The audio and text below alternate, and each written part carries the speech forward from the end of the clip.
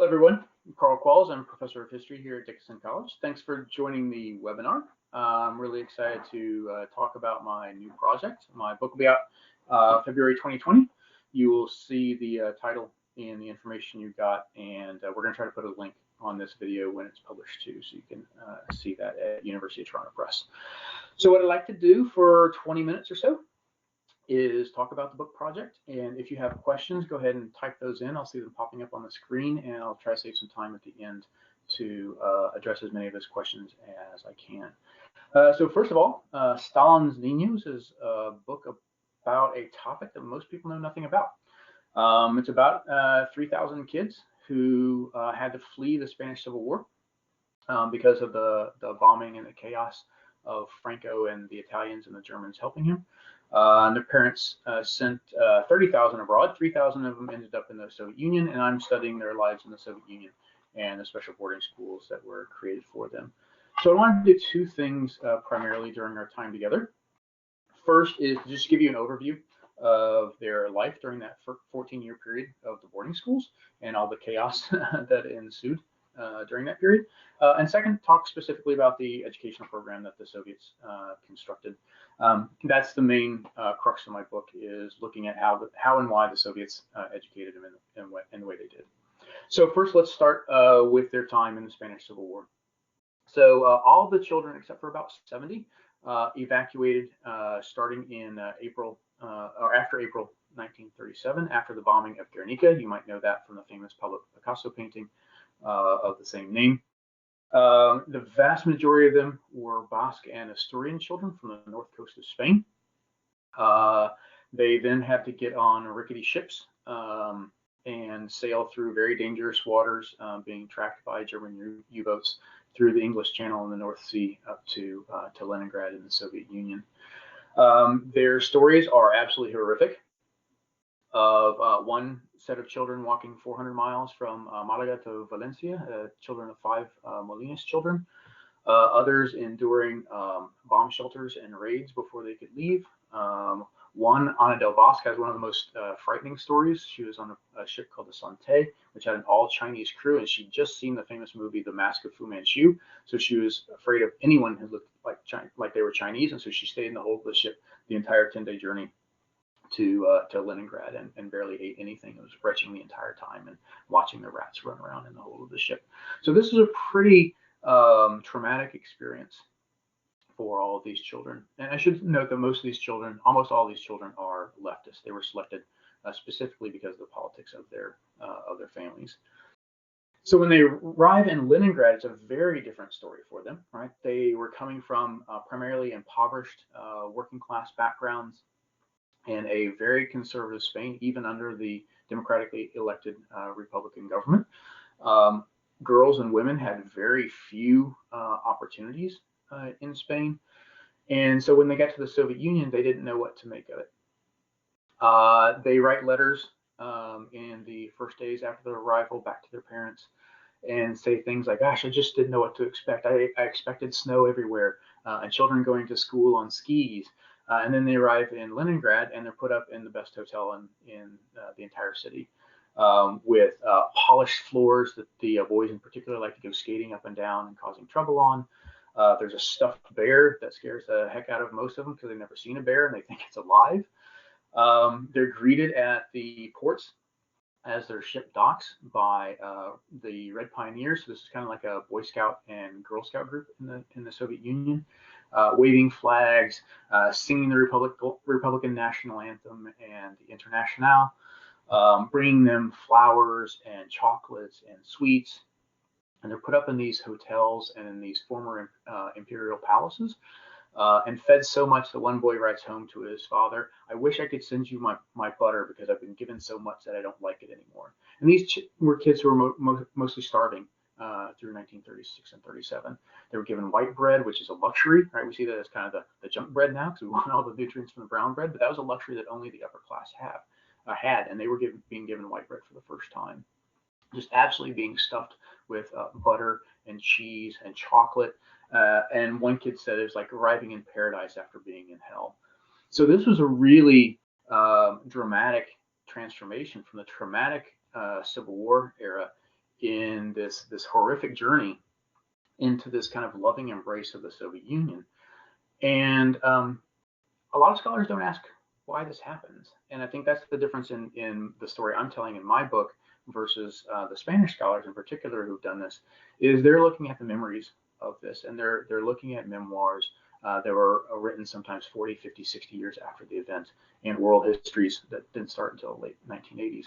I'm looking at the archival record and trying to figure out what the Soviets were trying to do, not necessarily what the Spanish children's memories were in their adulthood. And so the Soviet Union is doing a lot of things with these kids. One is simply humanitarianism, right? They're taking in kids who would most likely die of starvation or in the fog of war. The Soviet Union is the only country to take in a significant number of children and pay for their entire upkeep. Mexico takes a few hundred and pays for them, but the UK, for example, takes 3,000 children and doesn't pay a dime. They refuse to take any children until individuals and organizations and trade unions say that they will foot the bill for them. So the Soviet Union is really an outlier in that way. So it's a humanitarian effort. It's also very much a propagandistic effort, right? Showing that the Soviet Union does something than the democratic capitalist countries who kind of stood aside and let the republic collapse in Spain. It's also about training them to spread socialism, right? Their goal fairly early on is to train these kids to go back and liberate Spain from Franco. So let me talk quickly about the chronology of their life in the Soviet Union and then talk about their education. So the first 2 years, 1937 to 1939, was them just getting settled in this new environment. Yes, they're learning in schools, but mostly they're living kind of a Spanish existence in these schools, boarding schools, so they're set apart for the most part from other Soviet children. And the Spanish Communist Party, which is based in Moscow at this point, is also trying to maintain their Spanish tradition so they can go back and cast Franco and fascism out of Spain. 1939, that all changes. Franco's forces win the Spanish Civil War. The Republican government goes into exile in Moscow, and World War II starts. And so these kids can't go back to Spain. The fear is that the repression that Franco is going to mete out to their parents will be visited on the children as well. And so the Soviet Union and the Spanish Communist Party doesn't want them sent back. So now the Soviet Union has to think about them as long-term residents and eventually citizens for most of them in the Soviet Union. And so that really changes their approach. So they have to start learning Russian, the Russian language, much more diligently than they did in the first year. And the educational program changes a little bit, as I'll talk about in a second. 1941 is another big turning point. In June, Hitler invades the Soviet Union, and these children in their boarding schools are evacuated deep into the Soviet interior.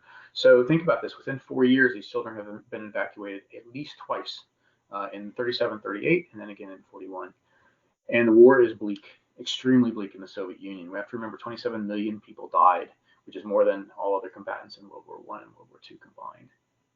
And these children suffered very stark starvation, the brutal cold, living in many parts of Siberia, where they write about their pens freezing, the ink in their pens freezing, and so they can't write.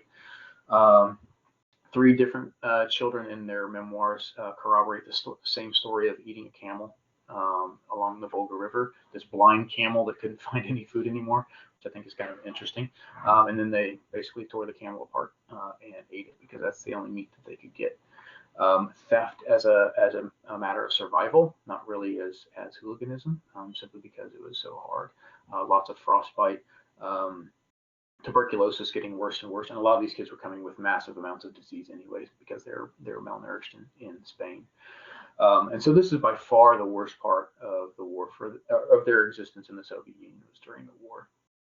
Many of the older ones volunteer for the Soviet Red Army, and about 300 Spaniards die fighting for the Red Army, oftentimes in guerrilla groups. These aren't all the Niños de la Guerra that come over during the evacuation in 37 and 38, but many of them are. 1944, they move back to Moscow and begin a much brighter part of their life, where they're lavished with all kinds of resources. Again, they have access to all the museums and shows and everything that Moscow has to offer, and begin to transition, many of them, into higher education to become specialists. As they emerge into their adulthood, which in the Soviet Union usually is at age 14, that's when you end the 7-year schooling process, unless you're going on to higher education, in which you have 3 more years of schooling. Many of them go to work in factories. In the war, this happens for a lot of the older kids as well. And then in the post-war, they go to work in factories, but as I said, they also go to places like Moscow State University, the most prestigious university, and they have massive stipends much higher than their Soviet counterparts. And if we look at the outcomes of this, it's really remarkable. The number of decorated war heroes we have award-winning choreographers, heads of some of the best soccer teams in the Soviet Union, really renowned scientists. So they really make a lot of their lives in the Soviet Union, but then a lot of them make much of their lives going abroad. For example, we have about 24 that end up going to Cuba to help rebuild the new communist country under Che and under Fidel Castro, because they've been trained as engineers and nurses and agronomists and all those things that Cuba needs to start its revolutionary government. So that's basically their timeline in the Soviet Union. Let me back up and talk about the educational process. What I try to argue in my book, hopefully successfully, is that their education is not that dissimilar than other educational processes we see at the same time. For example, in other modern governments at the same time, we see a process of disciplining youth to use them as resources for the nation, either in labor or as soldiers for upcoming wars. We also see the process of turning them into patriotic citizens. This is going on in the Soviet Union as well. So I want to talk about 2 parts of the education. One is the classroom education, and one is what we might call extracurricular education, called vaspitание, kind of an upbringing in the Soviet Union. So in the classroom education, by far the most important part of their upbringing happens in the social sciences, which is devoted to creating what they call patriotism for the 2 homelands. So history, geography, their politics class is all about Soviet history, deeper Russian history, and selected parts of Spanish history, and a lot about heroes that they can emulate.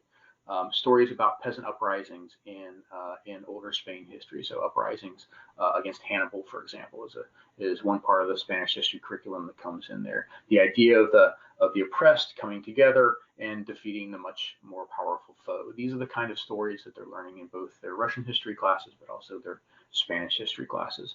So this isn't too much different than creating a citizen through education that's going on in Nazi Germany, Mussolini's Italy, Imperial Japan, or even FDR's America, or in the UK or France. These are very similar things that modern educational institutions do. Educational institutions are disciplinary institutions that create the next generation of citizens. What is a little bit more unique is the after-school project, and this is where they really practice their Spanishness. So one part of this is what the Soviets call krужки. So these are kind of like study circles. I'm not sure what we call them in English. They're after school clubs, basically. And you can do anything from model airplane design to ham radio classes to sewing circles and all that kind of stuff. The Spaniards also have Spanish national culture, traditional culture circles where they learn traditional songs, how to sew traditional costumes, do traditional dances, all of those kind of things. And they perform. They perform at the New Year's holidays, anniversary of the Revolution, anniversary of the beginning of the Spanish Civil War, all these kind of things, both within their homes, but also to Soviet audiences.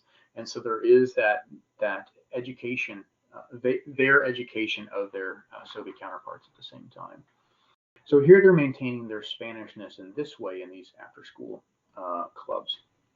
At the same time, the Soviet boarding schools are disciplining their time and their bodies, right? They're going to be future workers. They're going to be future soldiers.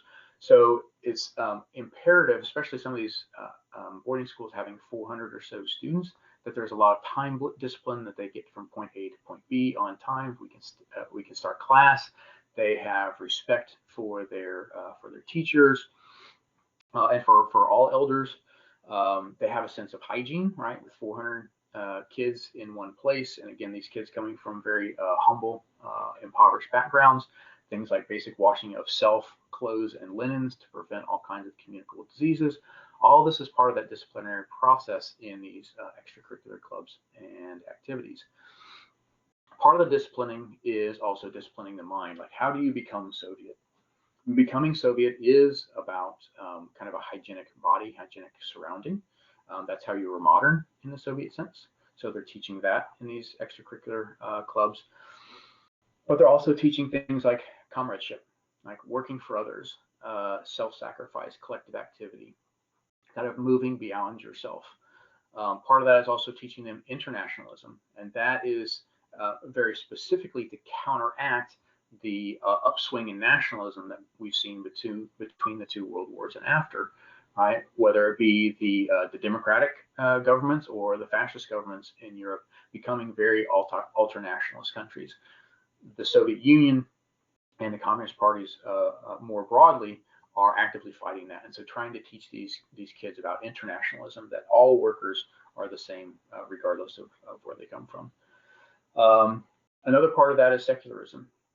These kids are growing up in a very, very Catholic country in Spain, where even the Basque Communist Party is Catholic, which makes no sense to the Soviet Communist Party. They don't understand how you can be a Marxist and be Catholic or religious at the same time.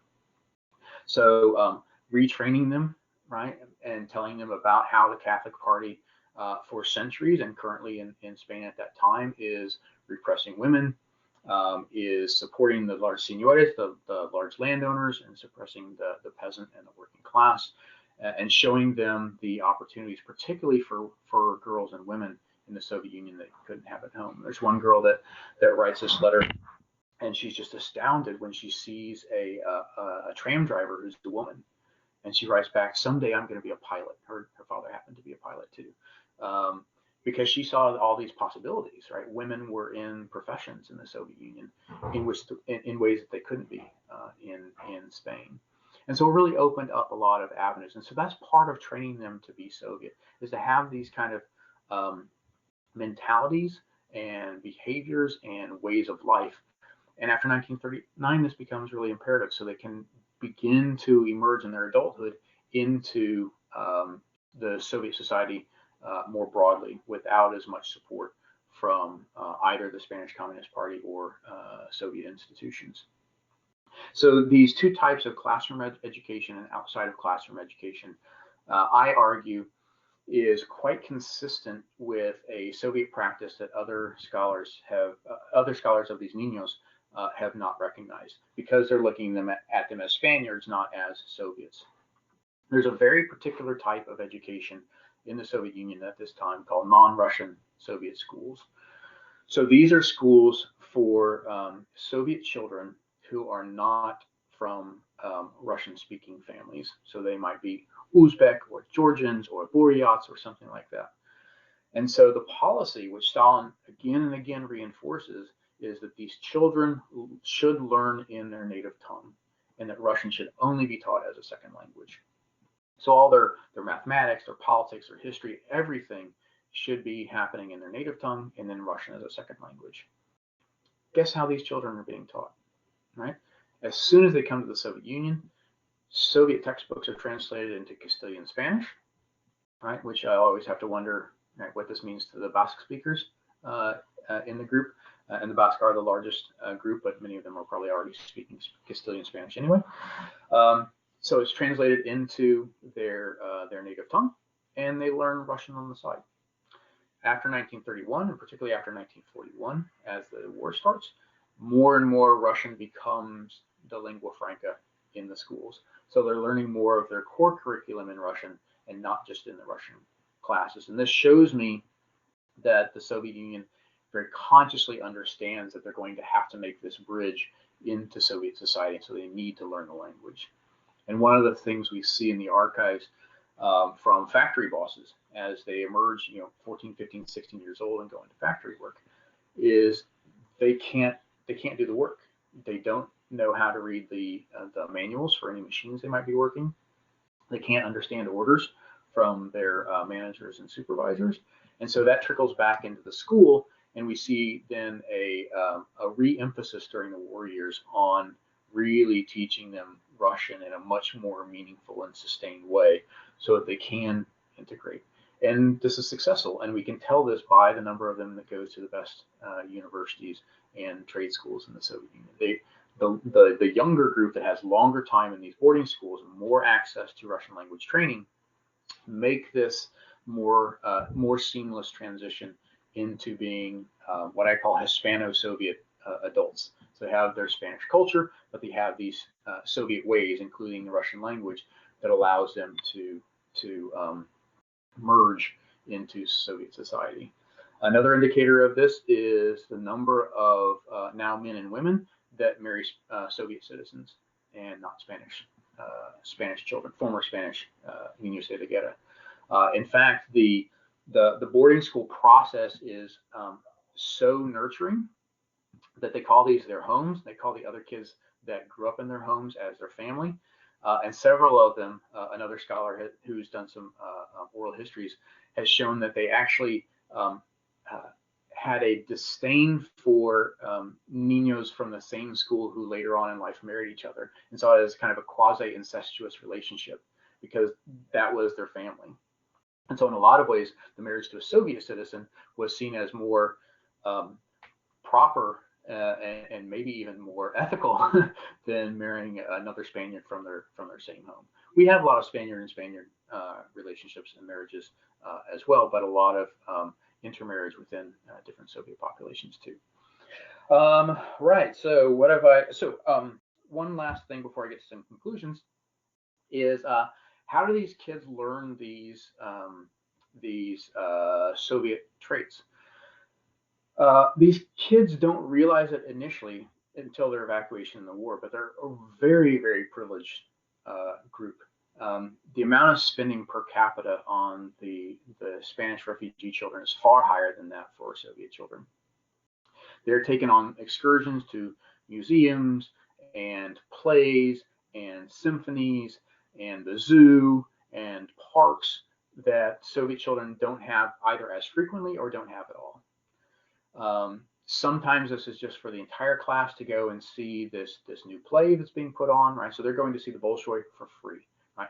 The best dancers, the best musicians in the world, these kids would have never had access to that in Spain. Some of those actors and musicians, including the conductor of the Bolshoi symphony, actually comes to the home and gives one of the kids private harmony lessons.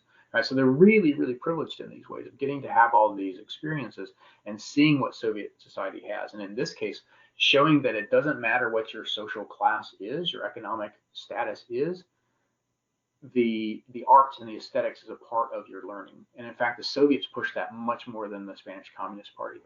The leader, Dolores Ibarruri, also known as the Passion Flower, she goes to the schools at one point, and a little girl has her nails painted. And she just starts haranguing this little girl, saying that a girl of the revolution doesn't paint her nails, she has calluses on her hands. Right? They wanted them to be workers and engineers and things like that. And we're actually trying to shift kids away from being things like choreographers and musicians and things like that, because that didn't have a place in the new post-Franco Spain that needed to modernize. So the Soviets were giving them the aesthetic that was part of your upbringing in the Soviet Union, even though the Spanish Communist Party wasn't that thrilled with it. So excursions are a really big part of that. These study circles that I talked about, and then also a series of films that the kids see that are almost identical to the ones that Soviet children would see, that teach notions of heroism. What does that mean? What does it mean to be a good child? What does it mean to be a good child to your parents, but what does it also mean to be a good child as a citizen? And a lot of those lessons are learned through film and learned through literature. And they have these viewing parties, if you will, where they will watch a film, and then the kids are given assignments in teams to write up a review for it in the newspaper or to adapt it themselves in some way. And so they're learning to internalize these messages of the Soviet Union through the arts, through visits to all of these different environments throughout Moscow and what have you. Right, so I haven't seen any questions yet. Bring those questions in while I finish up here. So I talked a little bit about their adult lives, right? A lot of award-winning scientists, musicians, soccer players, all that. A lot of just kind of average workers as well. So what happens after they leave these schools when they close in 1951? And they close simply because there aren't enough young children to make them viable anymore. We see some of these Spaniards return to Spain. The first mass movement of these Niños de la Guerra back to Spain happens in the mid-1950s. But about half of them also returned to the Soviet Union within a year.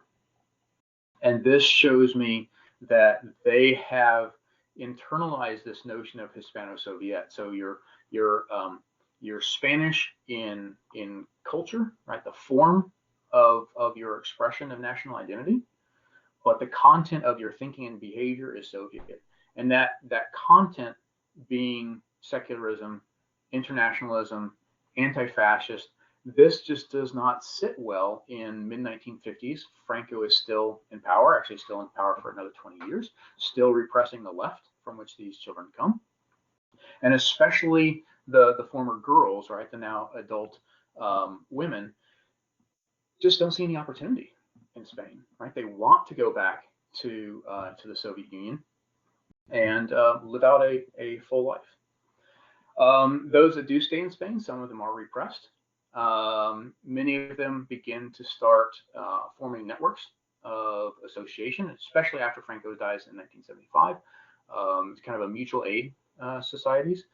So they begin to have very divergent lives. Those who stay in Spain, or excuse me, stay in the Soviet Union, those who go to Spain, those who go to other countries, joining their parents in France or in Mexico, for example, is something that many of them do. But this experience they had, I think the way that the Soviets raised them of having those two different types of patriotisms, those two different allegiances, allows them to live in the Soviet Union quite easily because they have the language, they have the traditions, they have all those things, but actually doesn't allow them to go home because the way they think, what they value in life is so fundamentally different than this kind of radical conservatism of Franco that they just can't bear it. And so if they don't want to stay in the Soviet Union, which many of them don't, they end up going to another Spanish-speaking country. Right? Sometimes helping to spread the word of socialism, some to just live a normal life somewhere. Okay, so I'll wrap that up. I see a couple of former students coming on the line. I do want to let you know that the book is going to be coming out in February 2020. We'll have a link on this video when it's published. There will be additional for those who get the ebook. I have a student with me, and Alexia's parents are supposed to be watching right now. Hi. She is making a bunch of maps for me right now.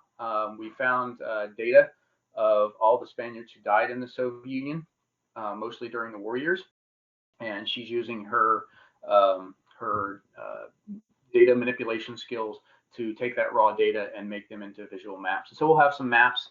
I'm creating a bunch of charts and graphs and a lot of photos from the Spanish archives that I'll be populating that simply are too expensive to put in a book. So I want in Toronto to make a book that people could afford. I think it's still under $40 right now.